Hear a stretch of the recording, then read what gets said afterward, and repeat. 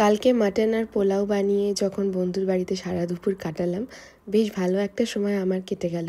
আর মেয়েও তো নার্সারিতে ছিল, তো নার্সারিতে অনেকটা সময় কাটিয়েছে ও। তারপরে ওকে নার্সারি থেকে পিক আপ করতে চলে গেছিলাম একদম ওদের বাড়ি থেকেই।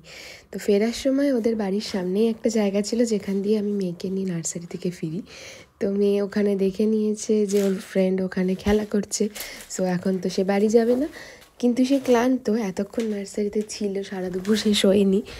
এখন প্রায় সন্ধ্যে 6:30 বাজছে, কিন্তু সে এখানে একটু খেলতে চাইছিল। তাই জন্য আবার ওকে ওখানে নিয়ে এলাম, একটু খেলাধুলা করে তারপরেই বাড়ি নিয়ে যাব। কারণ এখন তো বাবা বাড়িতে নেই, ও সেটা ভালো করেই জানে। তাই জন্য বাড়িতে গিয়ে ওর মন টেকে না, তাই বাবাকে মিস করে কান্নাকাটি করবে, তার থেকে ভালো একটু খেলাধুলো করে তারপর বাড়ি গিয়ে খেয়ে দিয়ে ঘুমিয়ে পড়বে। সেই জন্য আমিও ওকে নিয়ে এলাম এখানে একটু খেলাধুলো করাতে। কি করছো? হ্যাঁ, করো করো।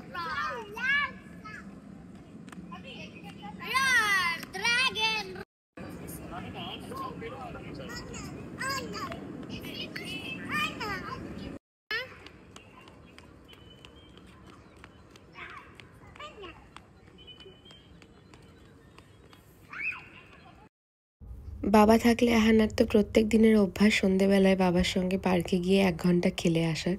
তো এখন সেটা তো হচ্ছিল না। আমি কখনো কখনো সকালেও নিয়ে যাচ্ছিলাম বা কখনো বিকেলে, কিন্তু বাবার সঙ্গে খেলাটা যে ও মিস করে সেটা বুঝতেই পারছিলাম। মাঝে মাঝে আমাকে পার্কে গিয়ে বলছে, আই মিস ইউ পাপা, এরকম করে বলছে। সেটা শুনে খুব কষ্ট লাগে তখন, কারণ ও প্রথমবার ওর বাবাকে ছেড়ে এতদিনের জন্য এখন আছে একা। তো আমি খুবই চিন্তায় ছিলাম যে ও কীভাবে থাকবে। কিন্তু ওকে আমি যখন বুঝিয়েছি যে হ্যাঁ বাড়িতে দরকার আছে, সেজন্য বাবা গেছে, আর ঠাকুমার শরীর খারাপ, ঠাকুমাকে দেখতে গেছে, তখন কিন্তু ও খুব ভালো করেই সেটা বুঝেছে। তাই খুব বেশি ক্র্যাঙ্কি হয়নি। কিন্তু আমি তবুও চেষ্টা করি যাতে ওর মনটা ভালো থাকে, সেরকম সবসময় ওকে এঙ্গেজ রাখার।